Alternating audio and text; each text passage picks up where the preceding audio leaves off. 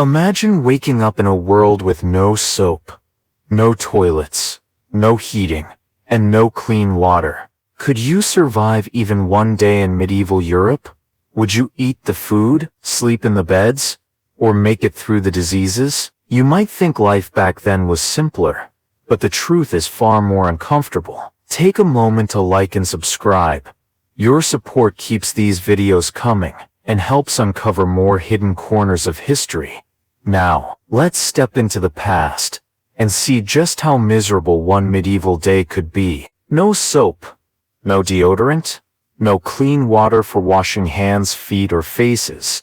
In medieval Europe, hygiene as we know it didn't exist. Bathing was rare, sometimes once a month, or even less. Public bathhouses existed in some towns, but they were often seen as immoral or risky for disease. Most people, especially peasants, simply didn't wash. They might rinse their hands or splash their faces with cold water, but real, full-body bathing was unusual. Soap, when it was used, was made from animal fat and lye. It smelled terrible, it stung the skin, and it was expensive. For most people, washing meant wiping with a cloth, or maybe brushing off visible dirt with straw or leaves. Body odor was constant. Everyone smelled. Men, women, children, all shared the same unwashed layers of wool and linen. Lice and fleas thrived in this environment. They infested hair, clothes, and beds. No one shaved heads or used any kind of shampoo. Combings were done with wooden or bone combs, mostly to remove lice. To fight pests, people wore herbs in their clothes, lavender, rosemary, or mint, not for beauty, but to cover the stench. Sometimes they burned incense, or carried scented pouches to avoid the smell of others. There was no toothpaste, no mouthwash. Teeth were cleaned, if at all, with cloth or ash. Tooth decay was common.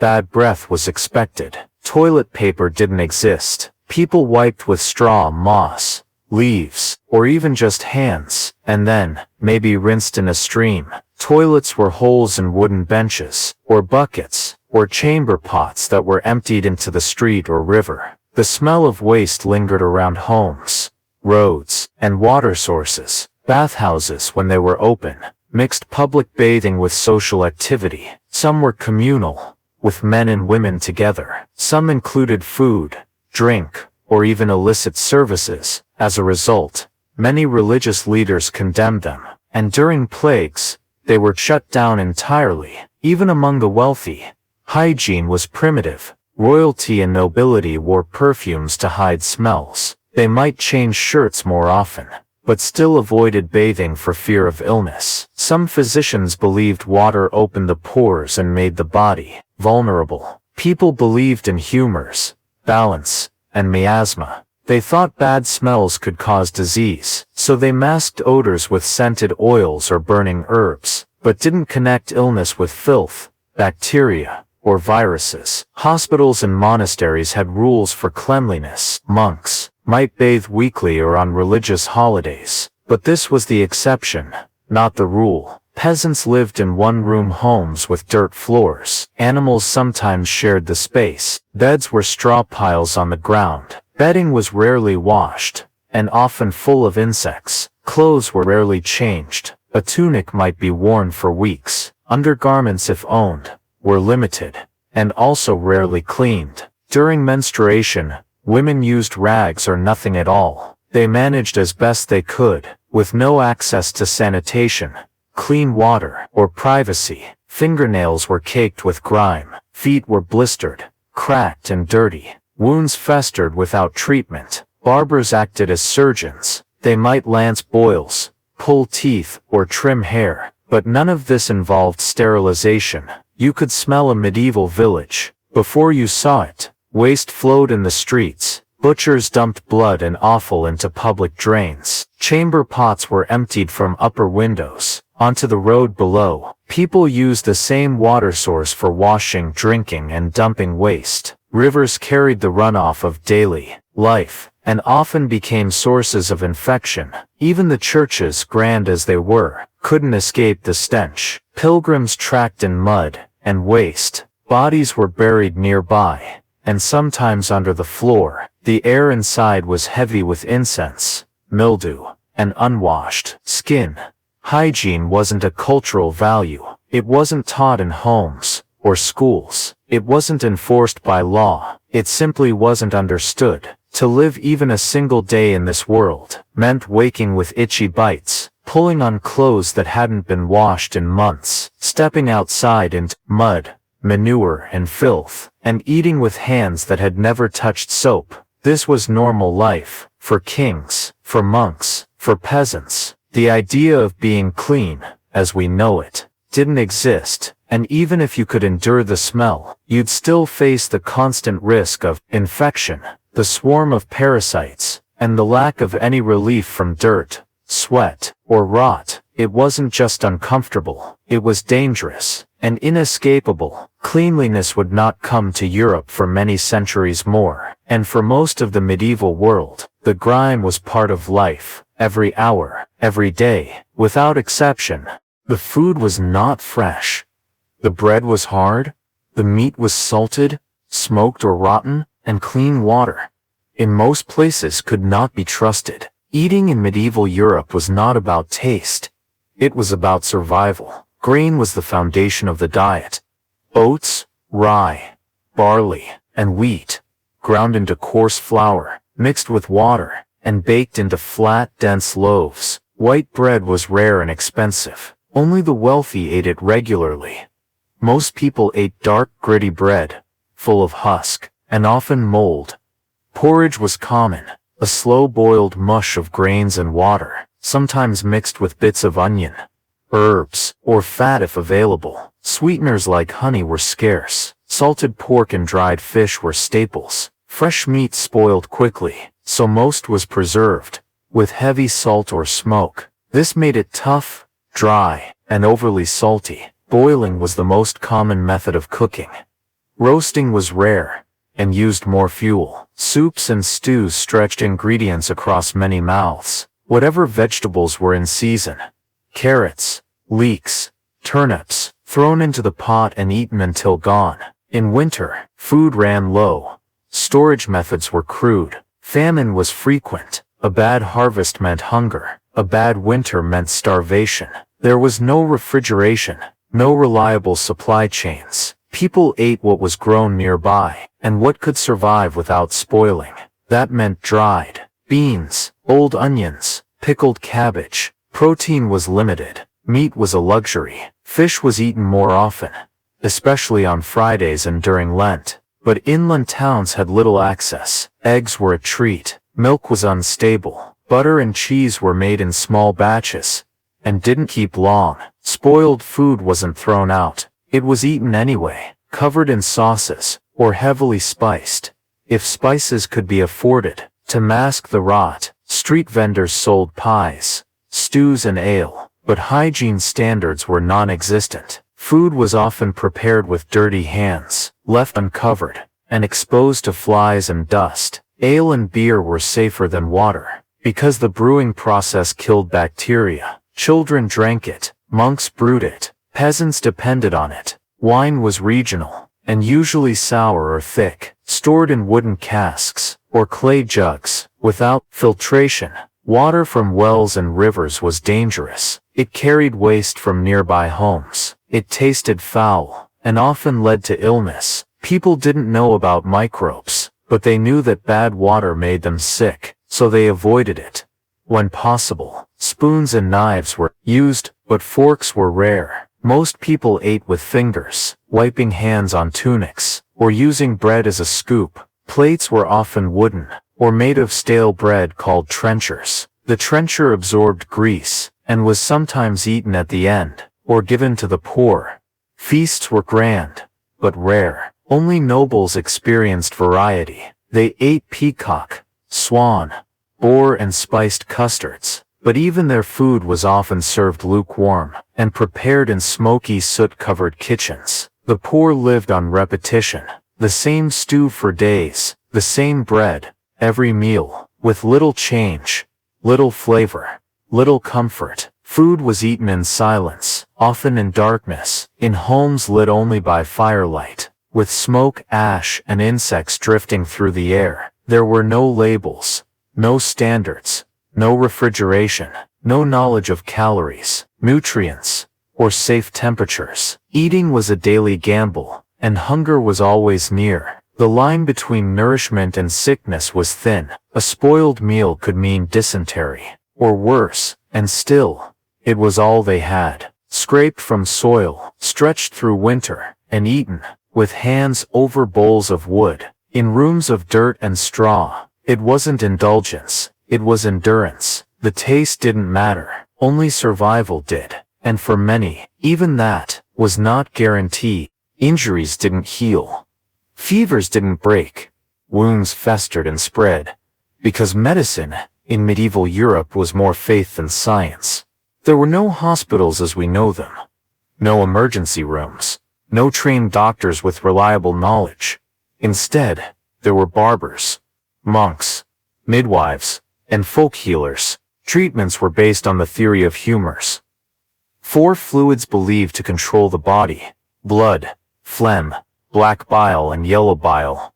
If you were sick, it meant your humors were unbalanced, and restoring balance required bloodletting, purging, or applying leeches. Bloodletting was common. A vein was opened with a knife or lancet, and blood was drained into a bowl. It was done for fever, for headaches, even for melancholy. The more blood lost, the better, they believed. Leeches were applied to draw blood without cutting. They were kept in jars, and used again and again, on different patients, with no cleaning between uses. Surgery was crude. Amputation was done with knives and saws. No anesthesia, no sterilization. Pain was unimaginable. Survival was rare. For infection, there were poultices made from herbs, lard, or even animal dung. Some wounds were covered in honey, which helped slightly. Others were sealed with cobwebs, or left open to the air. Broken bones were set with wooden splints. Teeth were pulled without warning. Burns were wrapped in cloth, or treated with butter, vinegar, or ash. Doctors had no understanding of germs, no microscopes, no antibiotics. They believed illness came from bad air, or divine punishment. They carried posies or pomanders, balls of herbs and flowers, to ward off miasma. They burned incense. They prayed.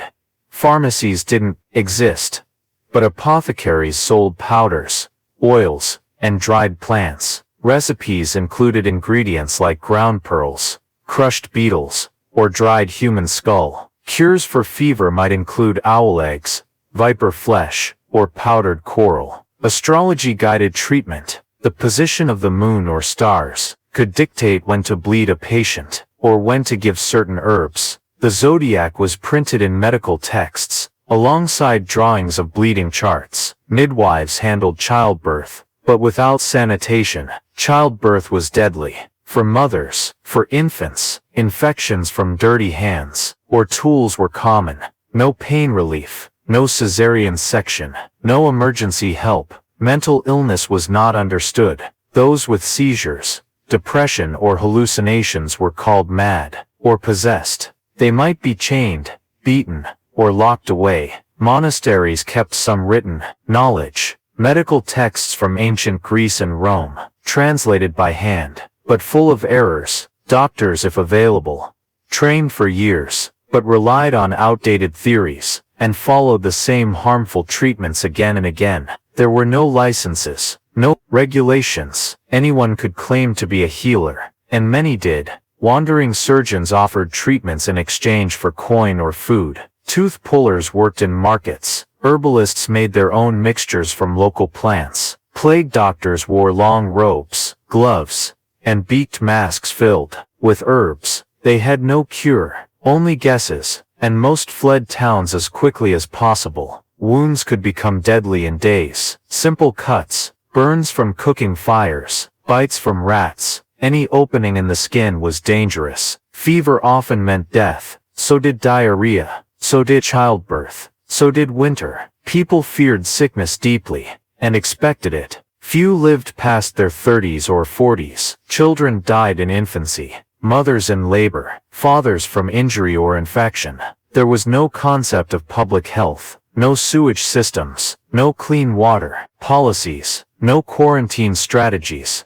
Until the late medieval period, even as cities grew and trade expanded, medical knowledge did not improve much. By the time of the Black Death in the 14th century, doctors were still using bloodletting, charms and prayers, and entire towns were wiped out. Despite every attempt to intervene, to be sick in medieval Europe was to suffer alone, in pain, in fear, with no hope for a cure, and even if a healer came, their tools were knives, their logic was flawed, and their touch could kill. The body was fragile, the world was dirty, and medicine, as they knew it, made little difference. A wound could end your life, a cough could spread to the whole village, and the only true comfort was rest, prayer, and survival. If you were lucky, the streets were not paved, they were not cleaned, and they were not built for walking in comfort or safety.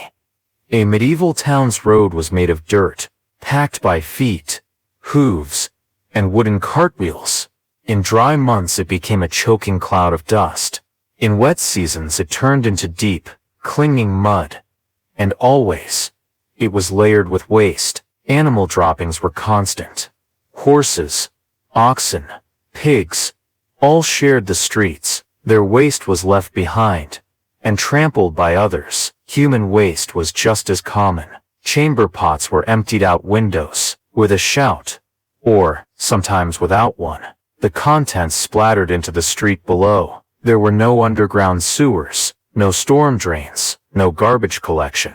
People swept their waste into alleys, or tossed it into open ditches. These ditches lined the roads, and filled with black, rotting muck. Insects bred in the waste. Flies swarmed constantly. Rats moved freely through the filth, feeding on scraps, spreading disease. Marketplaces were especially foul. Butchers slaughtered animals in the open.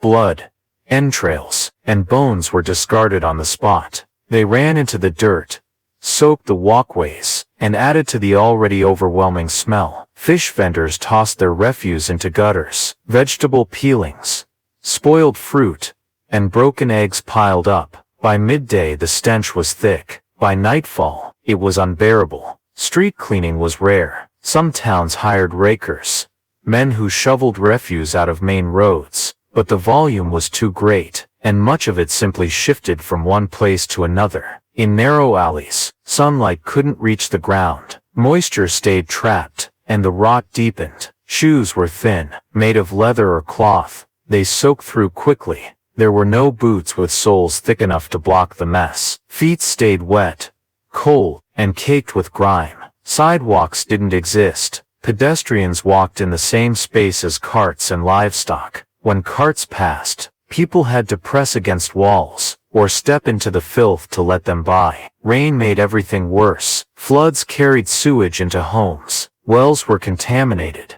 and the streets became shallow rivers of waste. In winter the mix froze, creating jagged, slippery paths. Ice hid piles of dung beneath it, and falling was common. In summer the heat amplified the smell. Waste dried into dust, which blew into eyes, mouths, and food. Children played in the streets. They kicked balls through puddles of filth, fell into ditches, and touched everything with unwashed hands. Dead animals were sometimes left where they fell. Unless claimed for food or leather, they rotted in place, swelling, bursting, and sinking into the mud. The church might fine residents for waste disposal, but enforcement was irregular, and most people had no other option.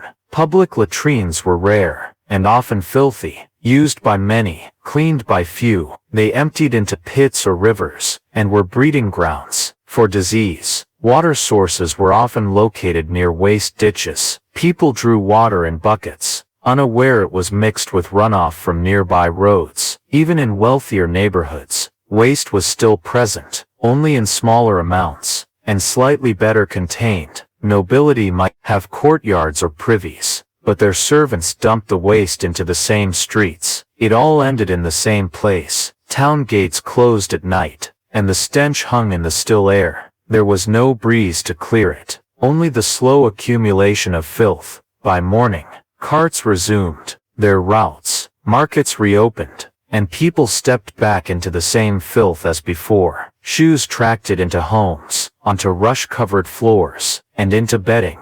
There was no escape. The streets were not just dirty, they were diseased, they were dangerous, and they were the only paths through daily life. Whether rich or poor, man or child, everyone walked the same roads, through the same waste, breathing the same air. This was not occasional filth. This was permanent, layered, rotting, and everywhere. Everyone smelled all the time. Without exception, in medieval Europe, body odor was not occasional. It was constant. It surrounded every person, every home, every building. There were no showers, no deodorants, no scented soaps designed for freshness. Happened at all was rare. Many believed that washing too often made the body sick, that hot water opened the pores to disease. So most avoided it. The result was decades of accumulated odor habits that no one questioned, because everyone was used to it. Clothing was worn for days, weeks, or months without washing. Undergarments soaked up sweat, wool absorbed everything, and linen yellowed with age and oil. Armpits were never cleaned properly. Feet stayed in the same socks or wrappings, and bodies layered with sweat from sunup to sundown. Through labor, heat, and stress, the diet didn't help. Heavy meats, spoiled fats, garlic, onions, and beer added to the natural scent. There was no oral hygiene to mask breath, and no clean water to rinse the mouth. People shared sleeping spaces, whole families in one room, on straw beds soaked in sweat, oil, and bodily fluids. The smell was trapped under heavy blankets, and embedded in every corner of fabric. In the summer, heat made it worse. Sweat poured freely, without air conditioning, ventilation, or airflow. In the winter, people didn't remove clothes. They wore the same layers for weeks to stay warm, and the buildup continued. Hands were rarely washed. Fingernails were packed with grime. Hair was not shampooed. It was oily, matted, and often infested with lice. Even the nobility, even kings and queens, smelled like sweat, breath, oils, and garments too long worn. Perfume existed, but it masked, not cleaned. It was made from flowers, herbs, and spices, mixed into oils or burned as incense, used to disguise what could not be washed away. Lavender, rosewater, and sandalwood were common among the rich, but even these faded quickly, overpowered by the odor of unwashed bodies and rotting streets. Clergy smelled like wax, incense, and wool soaked with sweat. Merchants smelled like leather, fish, or moldy fabrics. Blacksmiths, like smoke, iron, and oil. The stench was layered into daily life. It was in the markets, in the churches, in the homes and alleys and carriages. It lingered on benches, on pews, on tools and blankets. Even coins and books absorbed the ambient smell. Rooms were not ventilated. Windows were small and often kept shut. Fires filled homes with smoke, which mixed with odor and soaked into walls. Animals lived close by. Their smell added to the human mix. Pigs, chickens, goats, all shared space with people. Their waste, their fur, their food, all part of the scent of a medieval home.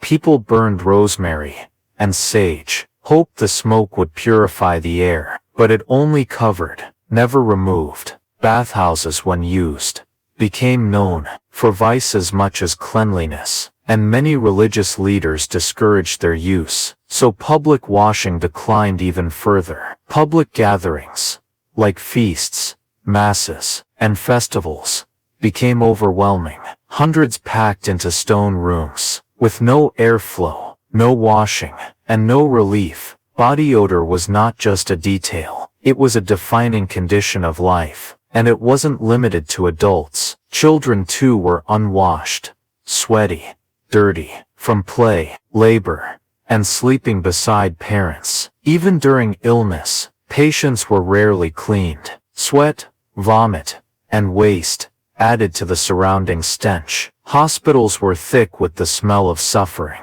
No one spoke of smelling bad, because no one knew what smelling good meant. The nose adjusted, people normalized it, and it faded into background discomfort. But for anyone from the modern world, dropped suddenly into a medieval street or home, the first thing they would notice would not be the clothes or the language. It would be the smell. Thick, stale, unwashed, and unavoidable. Not a momentary offense, but a constant weight in the air, a daily fact of life. For every person, in every class, at every hour, in every season. Because in medieval Europe, the human body was never truly clean, never truly free of its odor. Not for a day, not even for an hour. Toilets, as we know them, did not exist.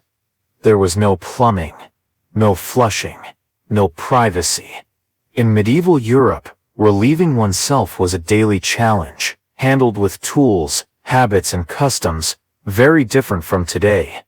The most common solution was the chamber pot, a simple ceramic or wooden bowl kept under the bed, used during the night, or when going outside was inconvenient. In the morning, it was emptied, often out a window, with a quick shout, or none at all. Its contents splashed onto the street below, joining mud, manure, and filth. In cities, this happened hundreds of times each day, creating layers of human waste in every alley and drain. In wealthier homes, there were garde-boue, stone or wooden benches with a hole, built into the outer wall of castles or manor houses. Waste dropped straight down a chute, into a pit, a moat, or directly into the open air. The smell was constant, the chute could become blocked, and the pits needed to be emptied by hand. Some garde-boues were communal, used by servants and lords alike. No separation of rank when it came to waste. In monasteries and universities, there were long rows of seats, with channels of running water beneath,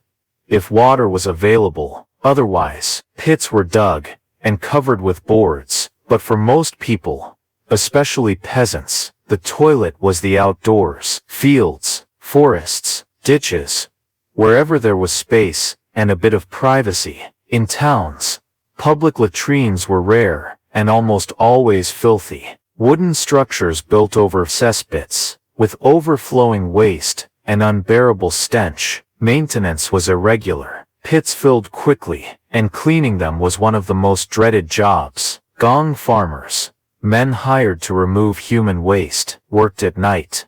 They shoveled muck by hand into carts, wore leather suits to protect against splashes, and were paid well, but despised socially. Disposal was never truly safe. Even when carted outside the city, waste was dumped into rivers, or spread on fields, or buried in shallow pits. Flies bred in the exposed filth, rats fed on it, and rain washed it into wells and waterways. Toilet paper did not exist. People used moss, leaves, straw, hay, sometimes smooth stones or fragments of cloth, and then wiped hands on tunics or aprons. There was no hand washing afterward, no soap by the toilet, no running water. All smells clung to clothing, to furniture, to the air itself. In inns or taverns, guests used shared privies, or chamber pots passed around crowded rooms. Cleanliness was impossible. In castles, multiple garde-boues might be stacked vertically,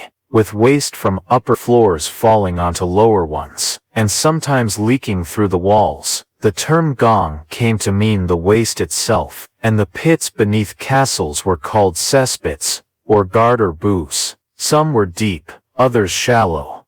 None were sealed. On hot days, the odor intensified, drawing flies and thick clouds, making entire wings of buildings uninhabitable. Even monasteries with running water could not escape it. Their systems often broke down, and waste pooled under the floorboards or along walls. In towns, streets doubled as sewers. Rain was the only cleaner washing the mess down the slope, into rivers used for drinking and washing. Women had fewer options. Long skirts made outdoor relief harder, so chamber pots or secluded corners were preferred, but always carried risk of exposure or assault. Children used the same methods, and often soiled themselves. Diapers, if used, were cloth wrappings, rinsed when possible, and reused endlessly. There was no such thing as a clean toilet, only places with slightly less filth, slightly less smell, and slightly less risk of stepping into someone else's waste. To relieve oneself in medieval Europe was not a private act, it was a daily challenge, often rushed, often public, and never hygienic. It was a constant reminder that waste had nowhere to go, except underfoot, into the water, or onto the walls. A normal part of life, but always unpleasant, always close, and always visible, because in the medieval world, the line between living space and waste space was thin, leaky, and nearly impossible to escape. Teeth rotted early, and stayed rotten for life. In medieval Europe, there were no toothbrushes, no toothpaste, no dental floss, and no understanding of oral hygiene. People rarely cleaned their mouths.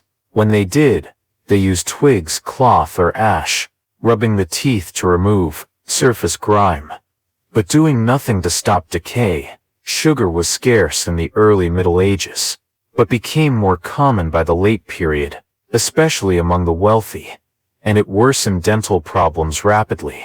Grains, a dietary staple, were ground on stone. Tiny fragments of grit ended up in bread and porridge, wearing down tooth enamel over time, leaving teeth vulnerable to infection. Tooth decay was widespread. Blackened molars, visible holes, broken edges, were normal for peasants and nobles alike. There were no fillings, no crowns, no extractions. With anesthesia, tooth aches were common, and endured in silence. When pain became unbearable, the solution was removal. Tooth pullers traveled from town to town, setting up in markets, yanking teeth with iron pincers, quick, painful, often damaging the jaw. There was no sterilization. Tools were used repeatedly, with dried blood and fragments from previous patients. Bleeding was heavy. Infection was likely. But there was no alternative. Mouth infections spread to the face, causing swelling, pus, and even death if the infection reached the brain. Gums were rarely healthy. Red, inflamed, and receding from the teeth, often bleeding with pressure or chewing. Halitosis, bad breath, was constant. The result of rotting teeth, digestive problems, and lack of cleaning. No mouthwash, no breath mints, no solution at all. Some remedies included rinsing with vinegar, chewing herbs like mint or parsley, but these were temporary and often inaccessible to the poor. Children's teeth decayed quickly. They chewed on hard bread, lacked any dental care, and often lost permanent teeth before adulthood. By middle age, most people had few teeth remaining.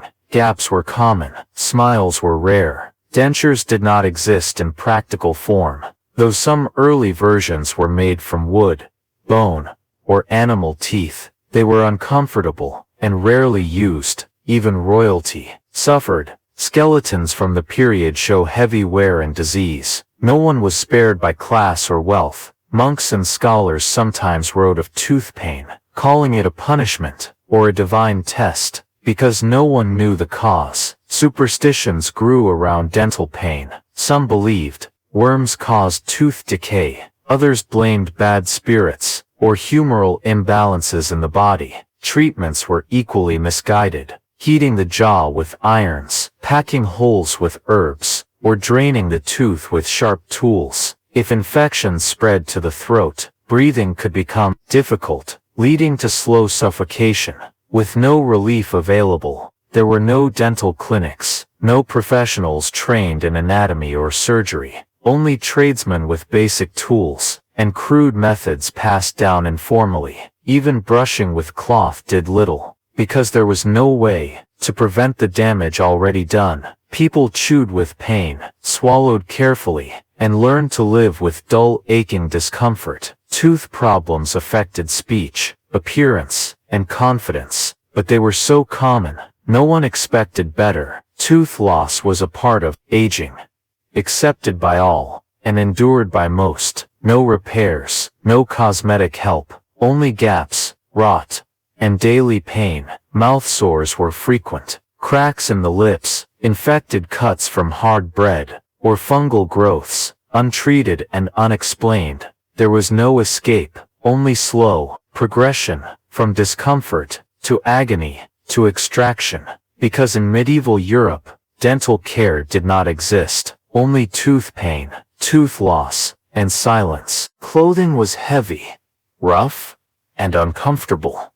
In medieval Europe, fabrics were made by hand, spun, woven, and stitched without machines, using natural materials, but with limited refinement. Wool was the most common fabric, thick, coarse, and often scratchy against the skin. It provided warmth, but held in sweat, oil, and dirt, and was difficult to clean.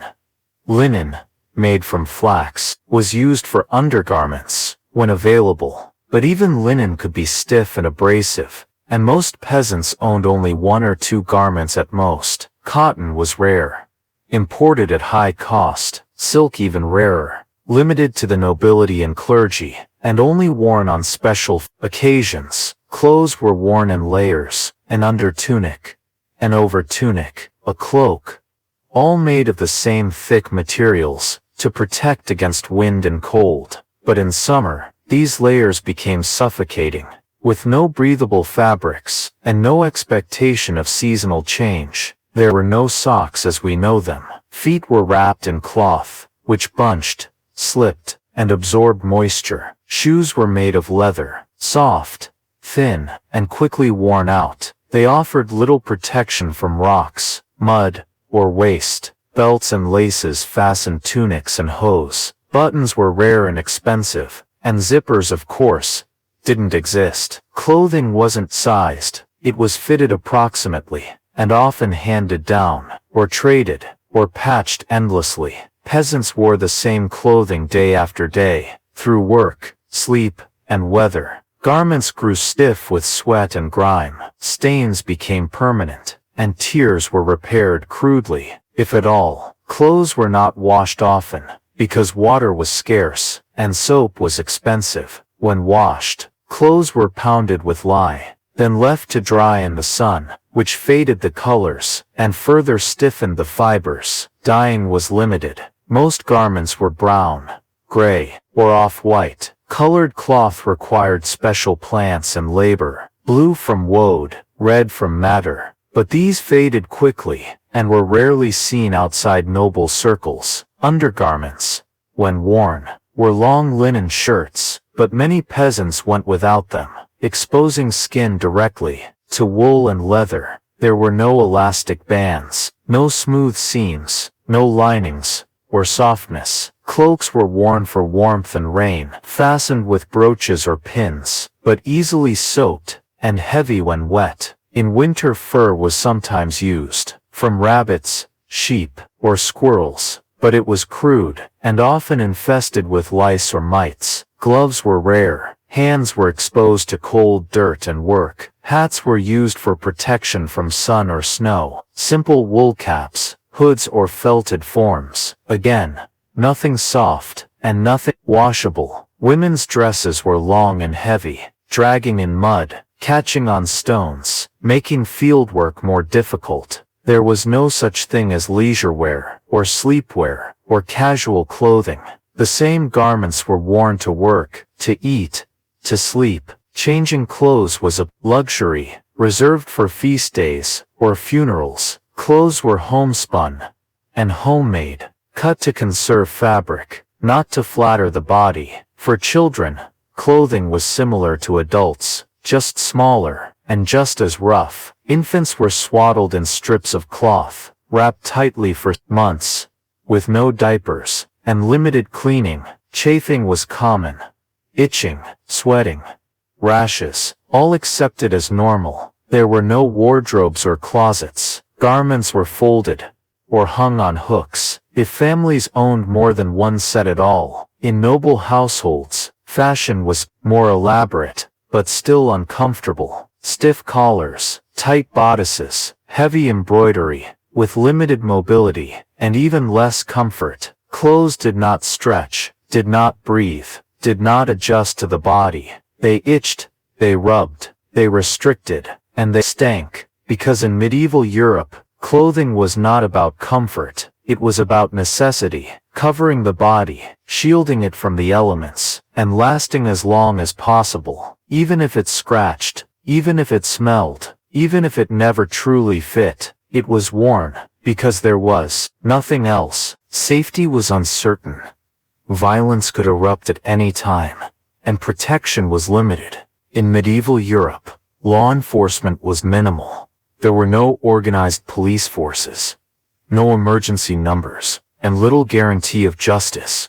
Most villages had a constable or reeve, a local man, often untrained, tasked with keeping order, but with few tools, little authority, and no formal support. In towns, watchmen patrolled after dark, carrying lanterns and clubs, but their presence was thin, and their power limited. Bandits roamed the countryside, especially along trade routes and forest paths. They attacked merchants, pilgrims, and travelers, stealing goods, horses, even lives. Roads were poorly maintained, heavily wooded, and full of hiding places. Most people traveled in groups, or avoided travel altogether, because leaving home meant risk. Even inside towns, fights broke out frequently.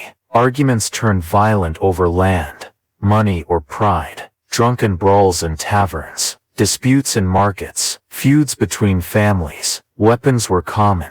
Knives were tools, and carried daily. Axes, staffs, and even farming tools were used in sudden conflict. There were few consequences for violence among peasants. If someone was injured or killed, the local lord or reeve might investigate, but punishments varied widely, and many crimes went unpunished. Personal revenge was expected. If a family member was harmed, you took matters into your own hands, leading to blood feuds and cycles of retaliation. In some regions, trial by combat was allowed. Two parties fought to prove their case. Victory was seen as divine judgment, truth determined by survival. Castles and towns had walls for defense, not against individuals, but armies and raiders. Raids were a constant threat, especially in border regions. Vikings in the north, Moors in the south, steppe raiders in the east. Villages were burned, crops stolen, people taken as slaves or killed. Inside castles, lords ruled with force. Serfs had no legal standing, and could be beaten or imprisoned without trial. Justice was often brutal. Thieves might be branded, or have hands cut off. Murderers hanged, or burned, or broken on the wheel. But these penalties didn't prevent violence, because fear of punishment did not outweigh need, or anger, or desperation. Women had little protection from assault, especially among the lower classes. Reporting crimes often led nowhere, and could result in blame or retaliation. Religious conflict also fueled violence. Heretics were persecuted. Jews were attacked during pogroms. Accusations led to riots, burnings, and massacres. During war, no one was safe. Armies lived off the land. They looted villages, took supplies by force, and killed those who resisted. Even local nobles fought each other over borders, debts, or insults. Their private wars dragged peasants into the middle. Fields were trampled, homes destroyed, and taxes raised to fund the next battle. Children learned to be cautious early. They saw violence at home, in the streets, on the roads, and knew when to run or hide. There were no safe neighborhoods, no secure shelters. Even churches, meant to be sanctuaries, could be attacked. Locks were primitive. Houses had no alarms, just wooden doors barred with beams, easily broken in moments. Fires were another threat. Accidental blazes destroyed entire villages, and fights often ended with homes burning. With no fire brigade to stop them, the law served the powerful, and often ignored the weak. Nobles could kill peasants without trial. Clerics could escape punishment entirely, and bribery was common. To stay safe, people relied on family, neighbors, and reputation. They stayed close to home, avoided trouble when possible, and kept quiet when danger passed. But there was never certainty, because in medieval Europe, violence was common, justice was uncertain, and survival was never guaranteed. Work began at sunrise, and ended at sunset, with little rest in between. In medieval Europe, most people labored with their bodies, in fields, in workshops, in homes. From childhood to old age, there were no weekends, no paid holidays, no retirement. The peasant's year followed the seasons. Spring brought planting, summer brought tending, autumn brought harvest, and winter brought repair. Each task required hours of bending, lifting, digging, and carrying, using hand tools made of wood and iron, heavy, crude, and inefficient. The soil was hard, the weather was harsh, and the rewards were minimal. A missed harvest could mean starvation. A broken tool could delay a season's work. A single injury could end a livelihood. Men plowed fields with oxen, cut hay with scythes, hauled firewood from distant forests. Women spun thread, baked bread, carried water, mended clothing, and worked beside men in the fields when needed. Children helped early, tending animals, chasing birds from crops, gathering herbs or firewood. No job was easy, no work was light. Even the smallest tasks took time and strength. Tools were passed down, often damaged, repaired again and again with nails, leather, and rope. Blisters and calluses were permanent. Hands were thick with cracks and dirt. Feet were swollen. Backs were bent. There were no gloves, no padding, no protection from splinters, thorns or heat. In towns, tradesmen worked in shops and stalls. Blacksmiths, carpenters, weavers, bakers, all spent long hours at their craft. Each skill required apprenticeship, years of low pay, long hours, and strict discipline. Journeymen worked under masters, hoping to one day open their own shop. Few succeeded. Most remained laborers. Merchants loaded carts, lifted crates, sorted goods from faraway ports. Fishermen pulled nets at dawn, sailed in small boats without shelter, faced storms and cold with no safety gear. Miners dug with picks and buckets, in tunnels filled with dust and damp, breathing foul air, with no light but tallow candles. Stone masons hauled blocks, built cathedrals over decades, climbed scaffolds without harnesses, and lost many to falls and crushing injuries. Even domestic servants worked constantly,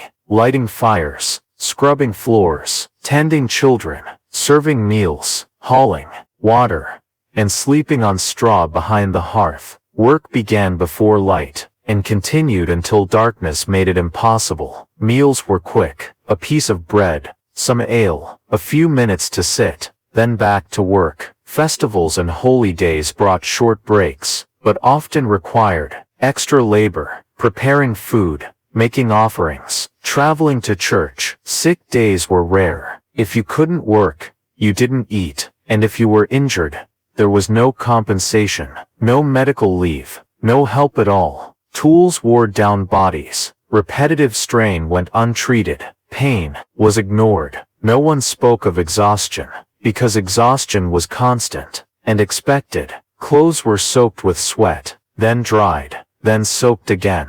The smell of labor clung to bodies, mixed with earth, smoke and metal. In winter, fingers froze. In summer, heat seared the skin. There was no comfort in the workplace, only necessity and duty. And when the workday ended, there was still more to do at home, repairing tools, feeding animals, tending fires, preparing for the next day. Work never truly stopped. It simply shifted from field to hearth to bed, and the next day, it began again. Because in medieval Europe, labor was life, and to stop working was to fall behind, or fall apart, or fall forever. Winter came early and stayed long. In medieval Europe, homes were not insulated. Roofs leaked, walls let in drafts, and the cold settled inside. There was no central heating, no radiators, no electric blankets, only fire. A hearth in the center of the home, burning wood, peat, or dung, feeding heat into a single room, while the rest stayed cold and dark. Chimneys were rare in early homes. Smoke drifted through the air, clinging to clothes, stinging eyes, settling in the lungs. In peasant cottages, families huddled together for warmth, wrapped in cloaks, covered in straw or wool, sleeping close to the fire if there was one, or shivering in the corners if not. Roofs were thatched and full of holes. Snow sometimes drifted inside. Wind cut through gaps in the walls. Floors were packed earth, hard, cold, sometimes damp. No carpets, no insulation, only rushes spread for comfort, and not much of it. Windows were small, covered with wood, cloth, or thin animal horn. Glass was expensive, and only found in churches or noble homes. On the coldest nights, water froze indoors. Breath steamed in the air, and waking meant facing another day in the cold. People wore their clothes to bed, sometimes all of them.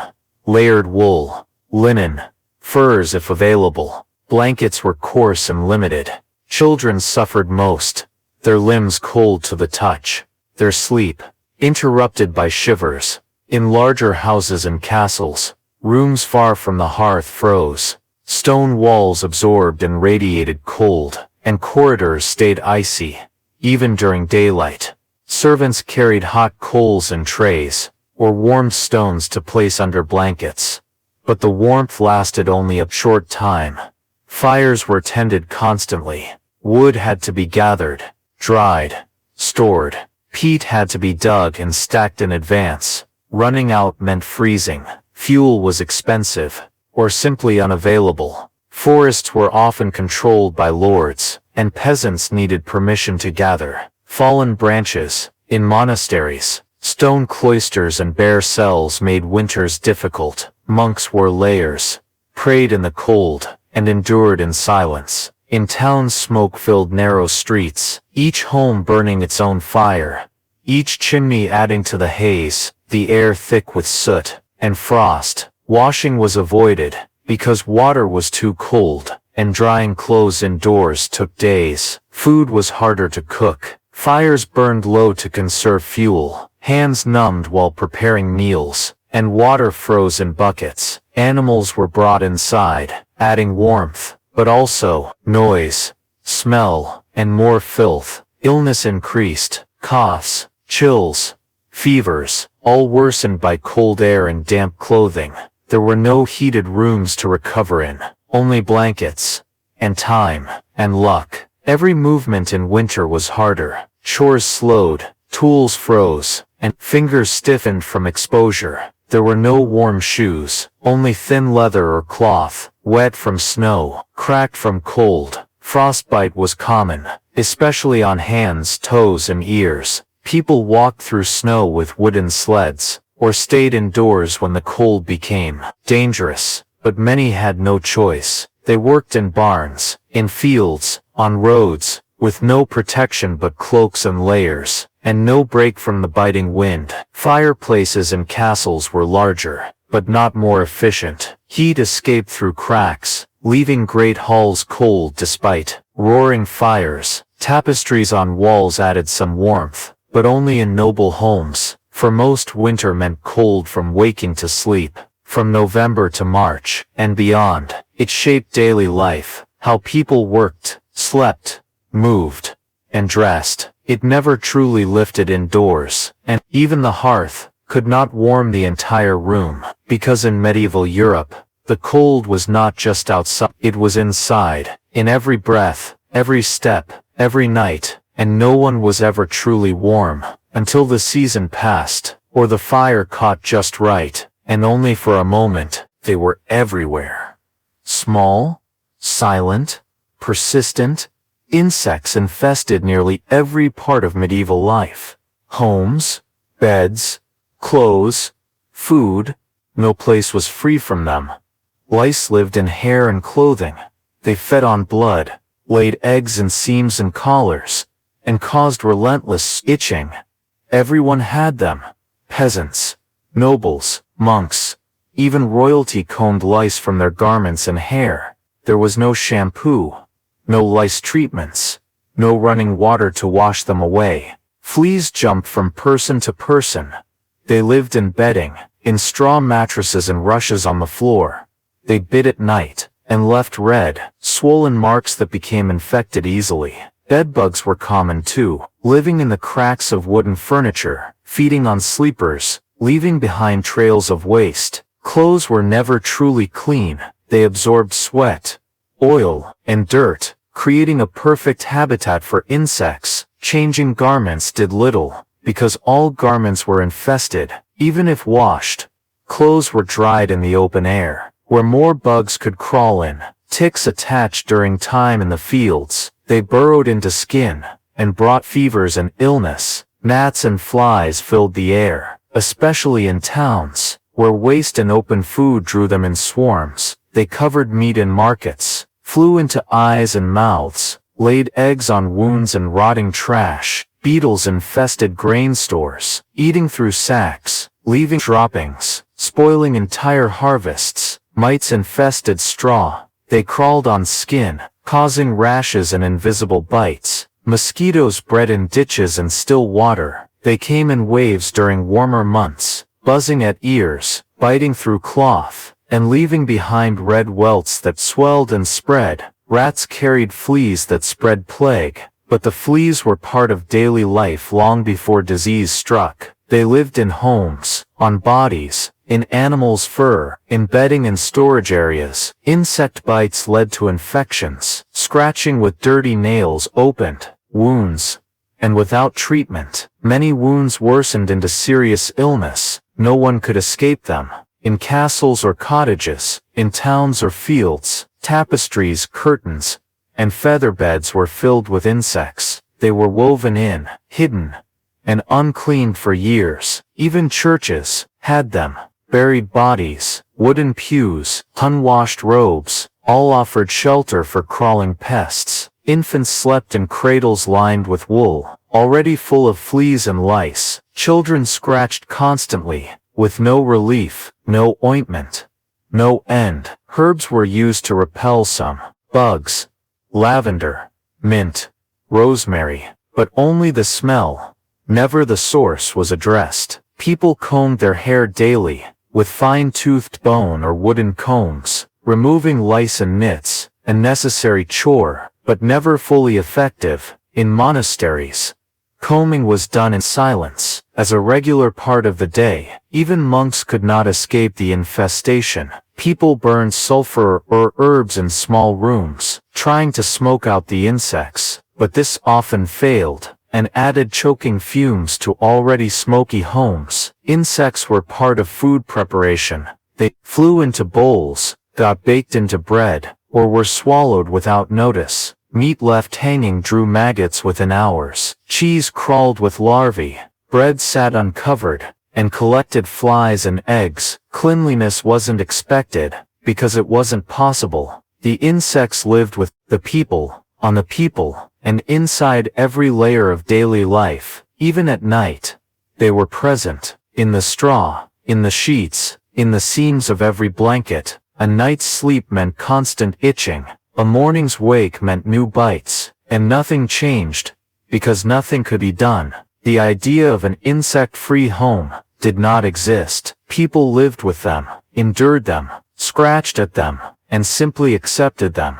Because in medieval Europe, insects weren't a nuisance. They were a constant presence, unavoidable, and deeply woven into the fabric of life. From cradle to bed to grave, illness was everywhere, and there was no cure.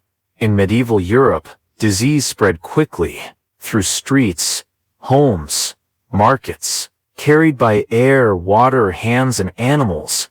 People didn't know about germs. They didn't understand bacteria, or viruses, or how infections traveled from one person to another. They believed disease came from bad air, from sinful behavior, from divine punishment. As a result, no effort was made to prevent spread. No isolation, no sanitation, no disinfection. Sickness was expected. It came with every season, in every village, to every class. The most feared was plague, the Black Death, which arrived in the 14th century and killed millions. Entire towns were emptied, fields left untended, families buried in mass graves. But even before that, disease ruled life. Dysentery spread through contaminated water. It caused constant diarrhea, dehydration, and death. Typhoid spread in crowded cities, with high fever, delirium, and intestinal bleeding. Leprosy disfigured the body and exiled its victims to the margins of society. Lepers were made to wear bells and shout warnings when approaching others. Smallpox scarred the skin, killed infants, and left survivors marked for life. Tuberculosis, called consumption, was slow and wasting, a cough that never ended, blood in the sputum, and slow, visible decline. Childhood diseases were fatal. Measles, mumps, whooping cough. With no vaccines, they swept through households regularly. Women often died in childbirth, from infections, bleeding, or obstructed labor. There was no antiseptic, no surgical help, no understanding of hygiene. Wounds became infected. Minor injuries led to sepsis. Burns blistered and rotted. There were no antibiotics, no painkillers, no sterile bandages. Fever was a sentence, and chills were feared. There were no thermometers, no charts, no diagnosis. Beyond visible symptoms, doctors guessed. Healers tried herbs, but recovery was up to chance. Hospitals were places to die, crowded, dirty, and filled with suffering. Patients lay on straw, side by side, with open wounds and constant moaning. The smell was unbearable, the air thick with rotten despair. No privacy, no rest, no hope. Dead bodies were moved quickly, buried without ceremony, or piled outside city walls. Gravediggers worked constantly during epidemics, often falling ill themselves. Their tools were shared, their clothing unwashed, their hands contaminated. Clergy risked their lives to give last rites. Many died while comforting the sick. Churchyards filled fast, and new burial grounds had to be dug overnight. People turned to relics, holy water, prayer. But few found relief. Some turned on each other, blaming Jews, foreigners, beggars, looking for someone to punish. When the disease had no visible cause, superstition ruled medicine. Astrology was consulted, bloodletting was prescribed, and the sick were often weakened further by treatment. Quarantine was crude, sometimes enforced by force. Whole households boarded up, left to die or recover alone. Even after recovery, people were weakened, scars remained, limbs crippled, sight dimmed, and breathing never quite returned to normal. Families lost multiple members. Year after year, there was no pattern, no protection, only fear. The rich fled to the countryside during outbreaks, but often carried disease with them, spreading it further. The poor had nowhere to go. They stayed, and suffered, and died. Every sniffle was suspect. Every rash, every cough, could be the start of something worse, and there was no health system to fall back on. Only local healers, folk remedies, and hope. Disease shaped medieval life. It was expected, feared, endured, and when it came, it took quickly, without explanation, and without mercy, because in medieval Europe, sickness was always near, and death was never far behind. Pregnancy was dangerous. Childbirth was deadly. In medieval Europe, women faced immense risk in bringing life into the world. Without modern medicine, without sanitation, and without understanding the causes of infection or bleeding. Prenatal care didn't exist. There were no doctors monitoring the baby's growth. No ultrasounds, no diagnostic tools. A pregnant woman relied on her midwife, a local woman with experience. But no formal training, and no sterile tools. Midwives worked with their hands, used cloth, herbs, and whispered prayers. Sometimes they helped, sometimes they couldn't. Labor often took place at home, in a small dark room, with other women present, to support, assist, and comfort. Fathers rarely attended. Childbirth was a woman's realm. Sacred, painful, and private. The mother lay on a straw bed, or a wooden birthing stool with openings for delivery. There was no anesthesia, no pain relief, only deep breaths, and cries that filled the house. The room was hot and enclosed, to prevent drafts, but also to keep spirits and demons away. Some believed, if the baby was well positioned and labor was short, there was relief. If not, there was fear. Breech births were nearly impossible to correct. Twins were almost always fatal. Long labors led to exhaustion, and ruptures or hemorrhage. There was no knowledge of cesarean sections, or if attempted, they were performed only when the mother was already dying.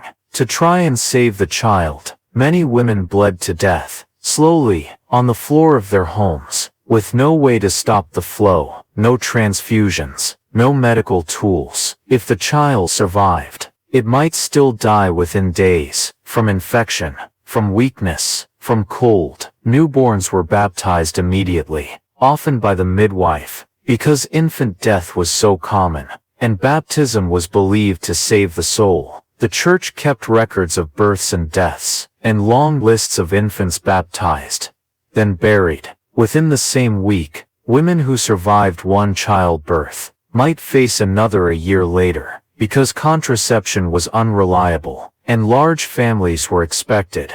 The body had no time to recover. Pelvic injuries, ruptures, fistulas, all went untreated, leaving lasting pain, or permanent disability. Postpartum infections, called childbed fever, were feared. Fever, swelling, and pain set in within days, and death followed quickly. No one understood that dirty hands or tools caused the infection.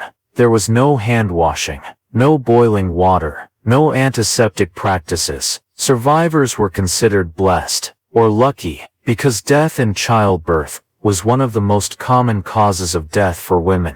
Even noble women, with access to better food and more rest, were not safe. Their births were attended by other ladies and servants, not physicians. Some wrote prayers and wills before labor, expecting not to live through it. Widowed husbands remarried quickly, to care for children, and produce more heirs. Graveyards were full of women in their 20s and 30s, lost in childbirth, often buried with the infant beside them. In art, the Virgin Mary was often shown with suffering mothers, because they turned to her for comfort, for survival, for protection in a moment no one could control. There were no hospitals for maternity care, and no recovery rooms. A woman gave birth in the same place she cooked, slept, and worked. Afterward she resumed labor within days, tending to older children, feeding animals, returning to the field. There was no rest, and no guarantee that she would live to see the child walk, because in medieval Europe,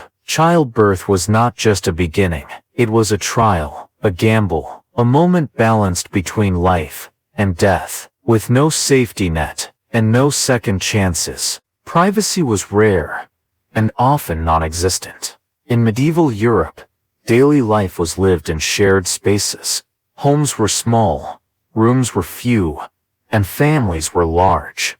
Peasants often lived in one-room cottages, with parents, children, and sometimes grandparents all together, sleeping, eating, working, and living in the same space.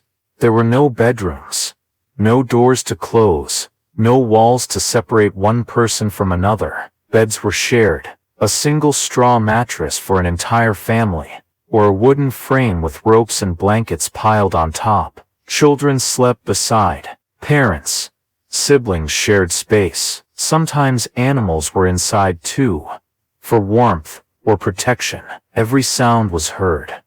Every movement noticed. Every need handled in full view of others. There were no private bathrooms. Relieving oneself meant stepping outside, or using a chamber pot in the same room, with others nearby, awake or sleeping. Changing clothes happened in corners, behind a blanket if one was available. Otherwise, modesty was set aside for necessity. Even nobles had little privacy by modern standards. Servants came and went freely, carrying water, adjusting fires, bringing food. The lord or lady's chamber was never truly alone. Royalty slept in rooms where guards stood nearby, where ladies-in-waiting watched and waited, where audiences were granted even at the bedside. Marriage brought no privacy either. Newlyweds were often watched to confirm the union or produce evidence of consummation. Letters were read aloud. There was no assumption of secrecy. Even personal thoughts were shared openly, because writing materials were rare, and privacy of correspondence was not expected. Doors had no locks. Windows had no curtains. Walls had gaps. The very idea of being alone was unusual, and sometimes even seen as suspicious. Confession was one of the few private acts, done with a priest, behind a screen. But even then, the contents might be discussed if necessary for church discipline.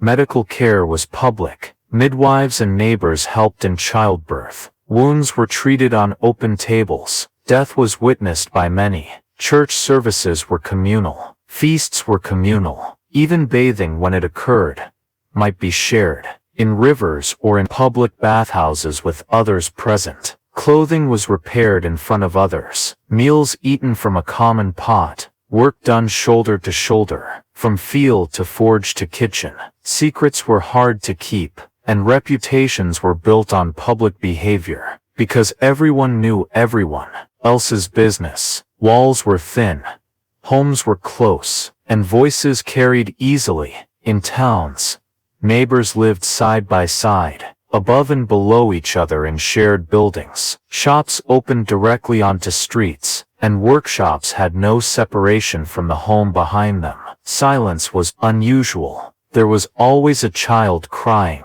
a rooster crowing, a pot boiling, a neighbor shouting. Even sleep was shared, interrupted by coughing, by snoring, by movement on the straw. People learned to live with others, because they had to. Solitude was a privilege of the few. Hermits, monks, high nobility, and even then, rarely total. A monk in a cloister had more quiet, but still prayed and ate with others, still shared dormitories, still followed rules and rhythms not of his own choosing. Privacy as a concept, as a right, simply didn't exist, not in daily life, not in law, not in space. People grew up in constant company, lived in it, worked in it, died surrounded by others, because in medieval Europe, the self was never truly alone, and private life was a luxury no one expected, and few ever knew. Furniture was minimal, and comfort was not the goal.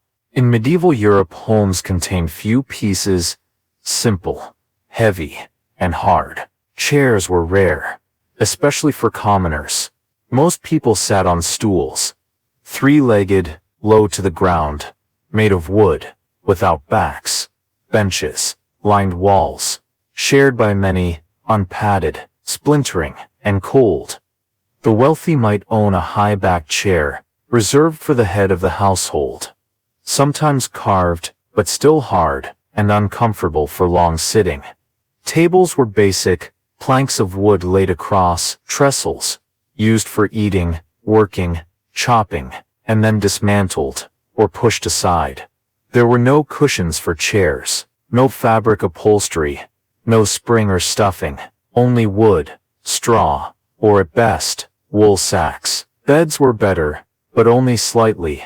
Peasants often slept on the floor, on bundles of hay or straw, covered with rough cloth, or old blankets.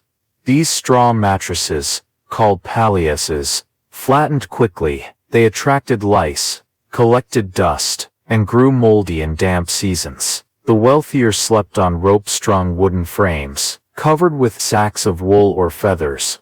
The ropes sagged over time and needed regular tightening, hence the phrase, sleep tight. But even these beds were hard, by modern standards, and shared with others. Pillows were uncommon for most. A folded cloak or rolled-up tunic served instead. There were no nightstands, no lamps, only candles, or oil lamps on the floor. Storage was minimal. Clothes hung on pegs, or were kept in chests. Heirlooms passed down from one generation to the next. Shelves were rare, walls were bare, rooms were empty compared to modern homes.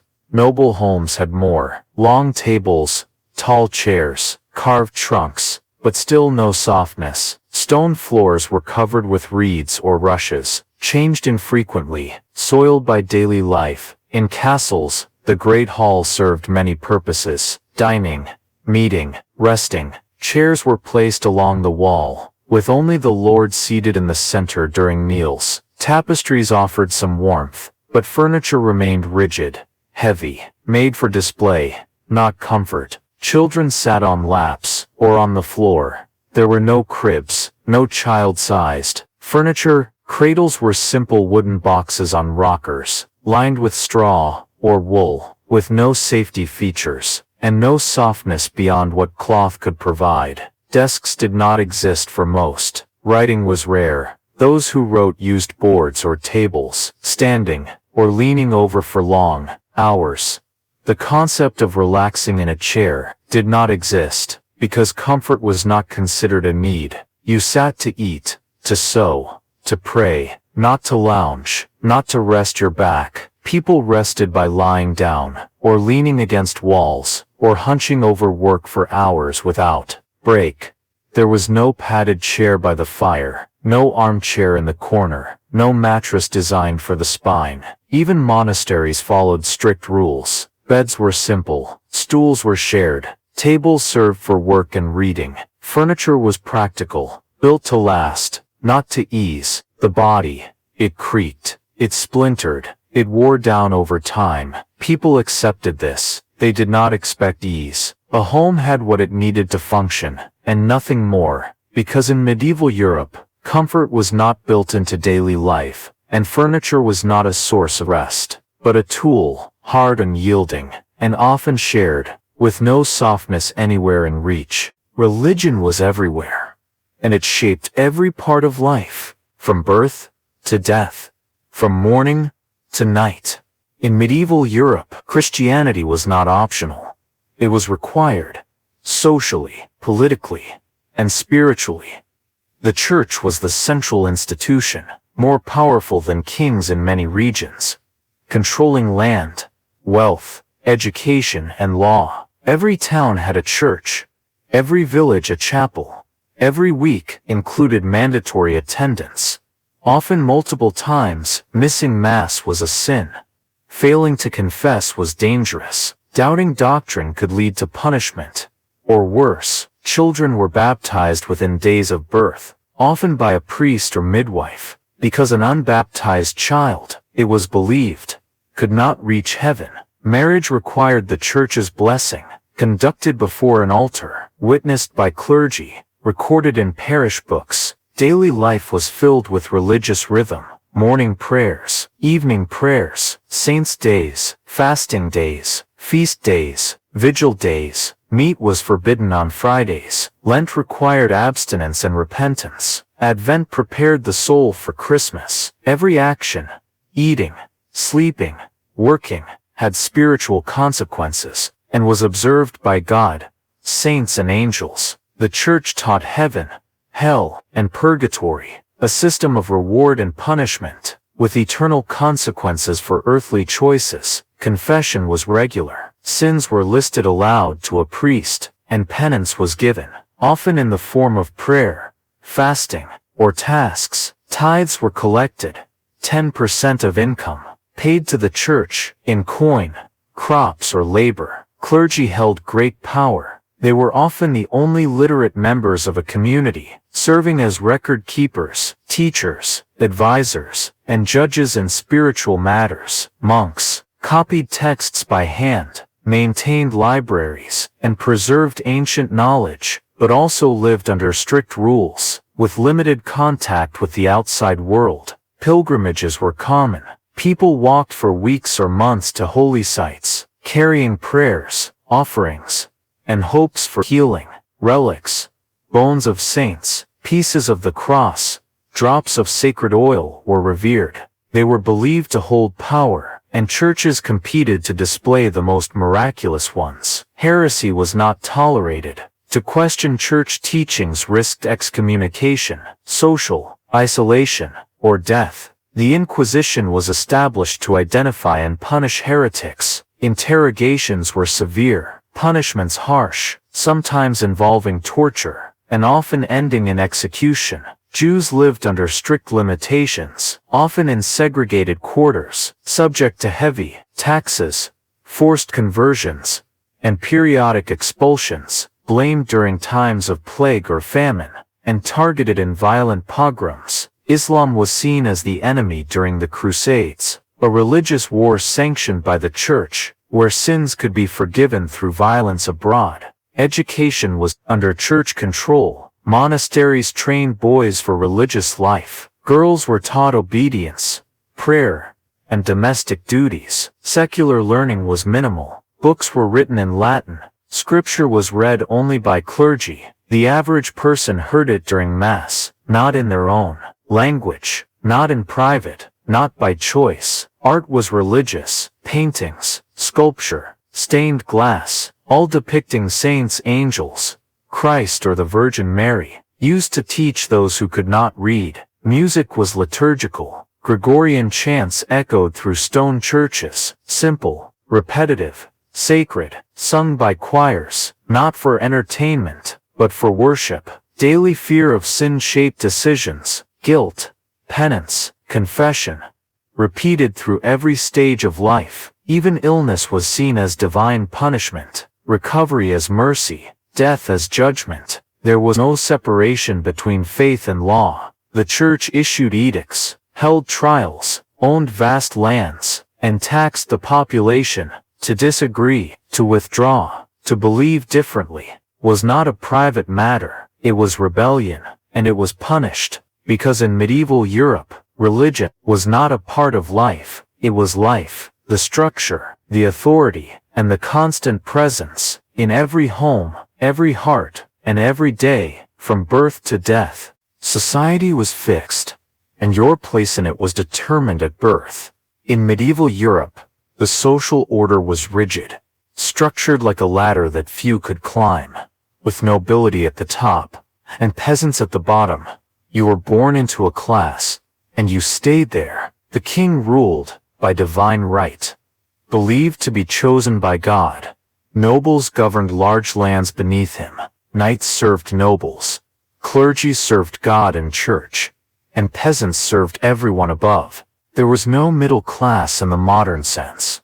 No social mobility through education or business. Merchants, artisans and traders existed, but they held uncertain status.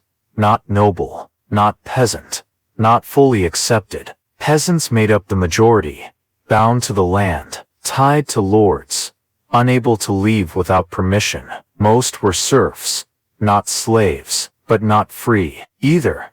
They worked land they didn't own, paid taxes and crops, labor, or coin, and owed loyalty to the local lord. A peasant's son became a peasant, a noble's daughter married another noble, and a bishop's path was set early, often as a child promised to the church. Education was reserved for clergy and some noble sons, not for common people. Reading and writing were tools of power, denied to most. Guilds controlled skilled labor, but joining required years of unpaid apprenticeship, and often a family connection. Even successful tradesmen were seen as socially inferior to knights and landowners. Women had even fewer options: marriage, religious life, or servitude.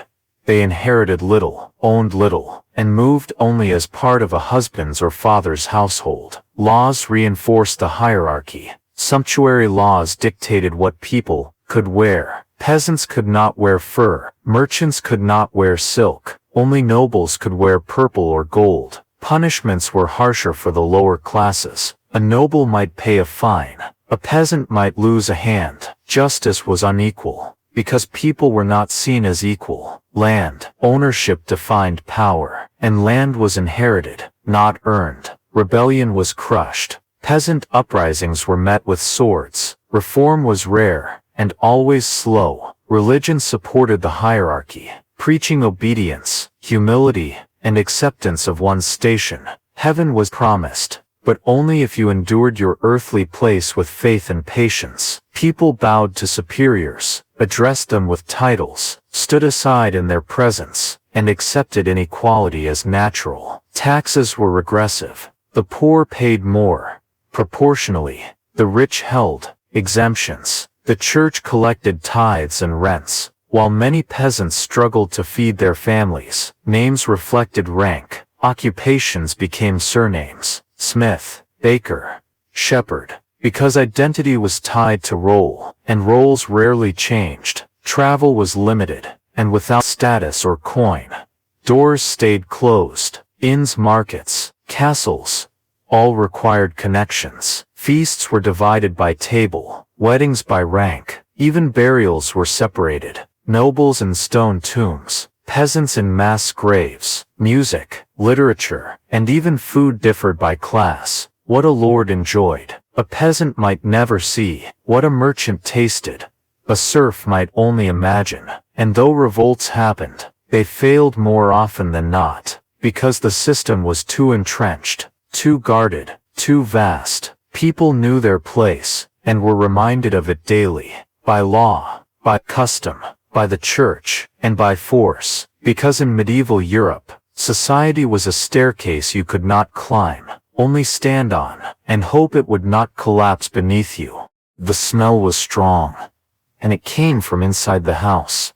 In medieval Europe, animals were part of the household, not just in the barn, but often in the living space itself. Peasants lived in single-room homes, made of wood, wattle, and daub, with thatched roofs and dirt floors. Livestock were essential for survival. Cows for milk, chickens for eggs, pigs for meat, goats for everything in between. But animals needed shelter too, especially in winter, so they were brought indoors, at night, or during storms, or permanently. In colder regions, a low wall might separate people from livestock, but more often, there was no barrier, just shared space, shared warmth, shared air. The heat of animals warmed the room, but also filled it with their scent. Wet fur, dung, hay, and sweat, all mixed with human odors. Cows chewed their cud in the corner, chickens wandered underfoot, goats bleated and shifted, pigs rooted in straw inches from where people slept. The smell was constant, so strong it soaked into clothes, into bedding, into every breath. Manure was cleaned out, occasionally thrown outside, but floors remained smeared, and hay absorbed waste quickly, holding the stench. Flies gathered, gnats circled, rats came for spilled grain and crumbs. There was no ventilation, no windows to open wide, only smoke holes in the roof, and small wooden shutters on narrow slits in the wall. The air was thick, with smoke from the hearth, with the breath of animals and people, with the slow decay of straw, dung, and damp earth. Children grew up beside animals, touched them, slept near them, and accepted the smell as normal. Diseases passed from animals to people. Zoonotic infections, not yet understood, spread through close contact. Milk carried bacteria. Meat spoiled quickly. Scratches got infected. Bites led to fever, but separation was not an option. Animals were property, food, labor, income, and without them families could not survive. So the trade-off was accepted. Smell for survival, heat for hygiene, proximity for protection. Even in towns, animals lived close. Stables were attached to homes. Markets brought in herds and flocks, and animal waste filled streets and alleys. In castles, noble stables were nearby, with horses, hounds, and falcons kept within reach, their scent carried through stone walls. Though less offensive, it was still present. Monasteries kept chickens and sheep, their cloisters echoed with animal sounds, and their courtyards bore the same organic smell. Tanneries, butcher shops, and dairies all contributed, processing hides, slaughtering animals, boiling bones, spilling blood. The smell of animals wasn't separate from life, it was part of it. In every home,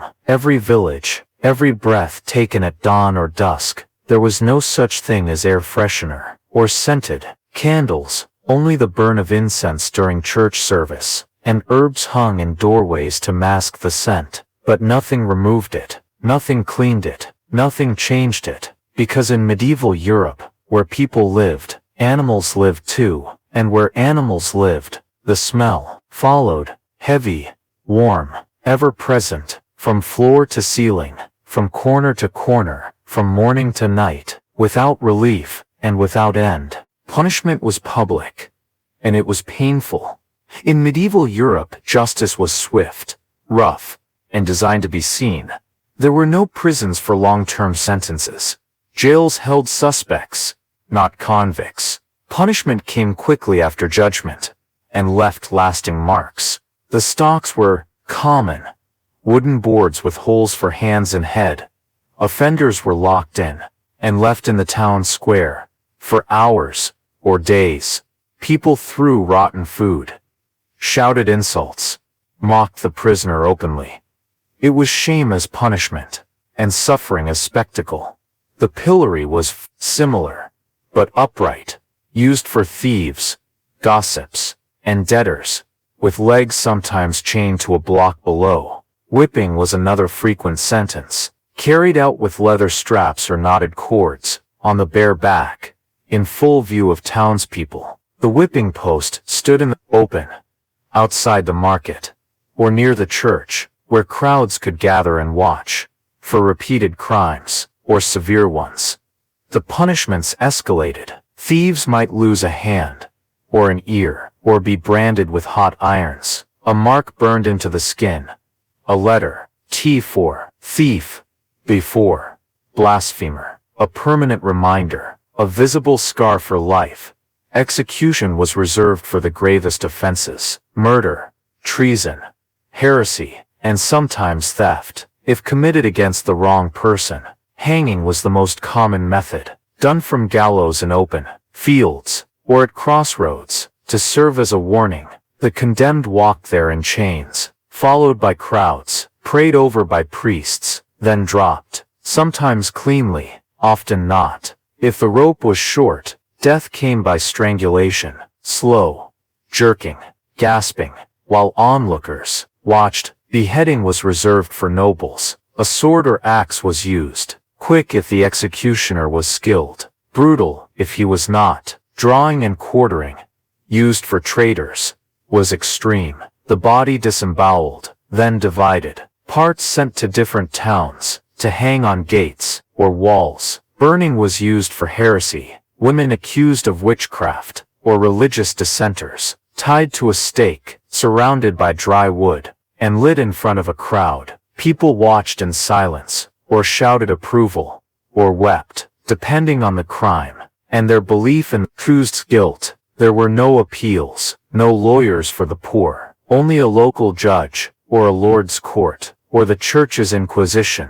Trials were fast, evidence thin, and confessions often obtained by torture. The rack stretched the body, the thumbscrew crushed fingers, the iron boot shattered bone, until the accused admitted guilt, or died in the process. Even minor crimes could be punished harshly. Stealing bread, insulting a noble, skipping church, could mean a flogging, a fine impossible to pay, or time in the stocks during winter. Frost. Children were not exempt. They were whipped, beaten, or imprisoned briefly. Women faced punishment too, accused of gossip, adultery, or witchcraft, forced to wear shame masks, or paraded through the streets. The goal was not reform, it was deterrence. to make pain visible, to show others what disobedience cost. Even church punishments were severe. Excommunication cut a person off from society. No sacraments, no burial on sacred ground, no salvation. It was a death sentence for the soul. Feared as much as the axe, justice was part of public life, part of the rhythm of town and village. A man punished on Monday could be dead by Friday, and replaced by someone new in the pillory by Sunday. Because in medieval Europe, justice was not quiet, not hidden, and not balanced. It was loud, painful, and meant to be remembered by the one punished, and by everyone watching, for the rest of their lives. Teeth were rotting, mouths were dry, and breath was foul. In medieval Europe, halitosis, bad breath, was constant, not a sign of illness, but a normal part of daily life. There were no toothbrushes, no toothpaste, no mouthwash, no floss. Teeth were cleaned, if at all, with twigs, or rubbed with cloth and ash, sometimes salt, sometimes vinegar. But these methods were abrasive, and did little to remove bacteria. Decay set in early, from rough bread, from sweetened wine, from gritty flour ground with stone, that wore down enamel, and exposed teeth to infection. Cavities formed, spread, and deepened. Rotting teeth released gases from bacteria, breaking down tissue, leaving a strong, foul odor that no herbs could mask. Gums were inflamed, bleeding, pus-filled, and the source of persistent infection.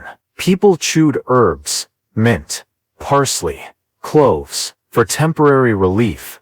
They burned incense, carried scented pouches, but nothing addressed source. Breath smelled of decay, of rotting food trapped between teeth, of infections growing inside cracked molars. Most had multiple missing teeth by age 30, leaving gaps where food could collect, and where rot deepened unchecked. Tooth extraction was painful, done without anesthetic, and often incomplete. Roots were left behind, abscesses formed, and breath worsened further. Meat was preserved with salt. Cheese was often spoiled. Fish was dried and smoked. All of it contributed to oral odor. Few rinsed their mouths, because water was scarce, and there was no belief that cleanliness affected health. Monks and priests suffered the same, chanting prayers with decayed teeth, preaching sermons with ulcerated gums. Royalty wore perfumes, but perfumes did not touch the mouth. Even queens had bad breath, and kings did, too. Everyone noticed, but no one spoke of it, because it was universal. It clung to conversations, to kisses, to shared meals, to group prayers, and communal gatherings. Rooms filled with people carried the smell of sweat, smoke, and human mouths untreated for a lifetime. The very act of speaking released the scent of rot, of infection, of food long eaten but not removed. Children had it, elders had it, everyone had it. Doctors had no cures, only mixtures of herbs and powders, placed on gums, or held in the mouth briefly, with no lasting effect. Tooth powders were rare, and made with crushed bones, oyster shells, or burnt bread, too harsh, and often worse than doing nothing. Mouth sores were common, from ulcers, or cracked lips, or vitamin deficiencies from limited diets. Each added to the scent, a sharp metallic smell, mixed with the dull reek of infection. There was no solution, no progress, only worsening with age, and the belief that it was natural, that the breath simply aged with the body, and grew sour with time. In a world without dental knowledge, the mouth was a place of quiet decay, and breath, a constant presence, unpleasant, unavoidable, and entirely expected, because in medieval Europe, everyone's breath was bad, and no one could escape it, not in life, and not even in death. Entertainment was limited, simple, and infrequent. In medieval Europe, daily life centered around work and survival. Leisure was rare, and entertainment as we know it did not exist. There were no televisions, no radios, no novels to read by the fire.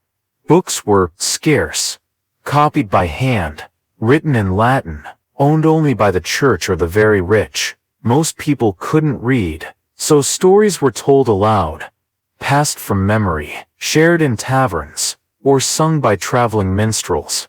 Music came from simple instruments, flutes, lutes, drums, played by hand, without written scores, learned by ear, songs told of saints, battles, seasons, and love, but few had time to sing, except in church, or during rare festivals.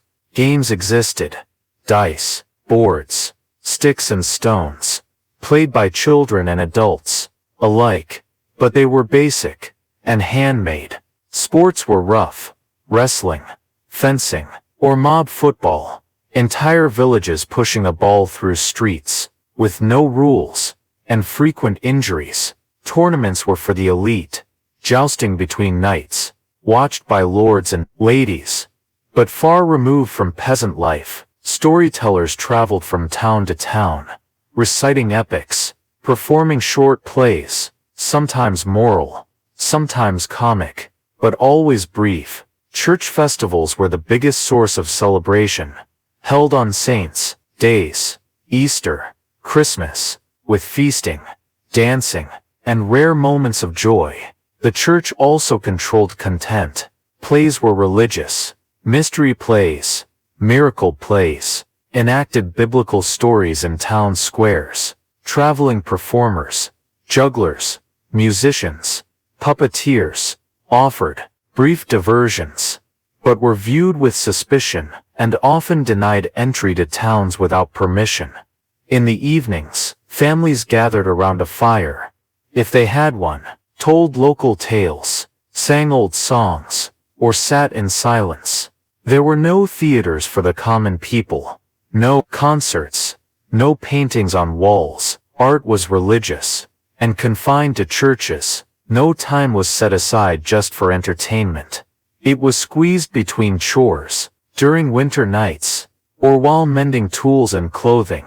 The pace of life was slow, and distractions were few. Imagination had to fill the gaps, because there was no screen, no stage, no page for most to turn.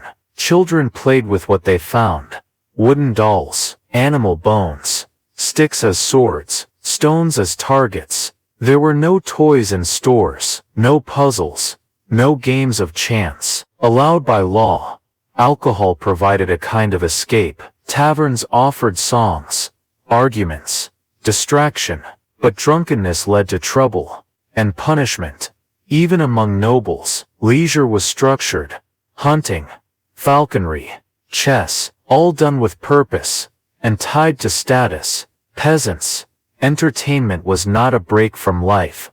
It was a pause, brief, rare, and quickly overtaken by the next day's demands. Because in medieval Europe, life was too hard, too short, and too full to allow much time for fun. And when fun did come, it was fleeting, shared, and easily forgotten. In a world with no books to record it, no photos to remember it, and no time to repeat it again. If you enjoyed the video, don't forget to give it a like and drop a comment. I'd love to hear your thoughts. And if you haven't already, subscribe to the channel for more videos just like this. Thanks again.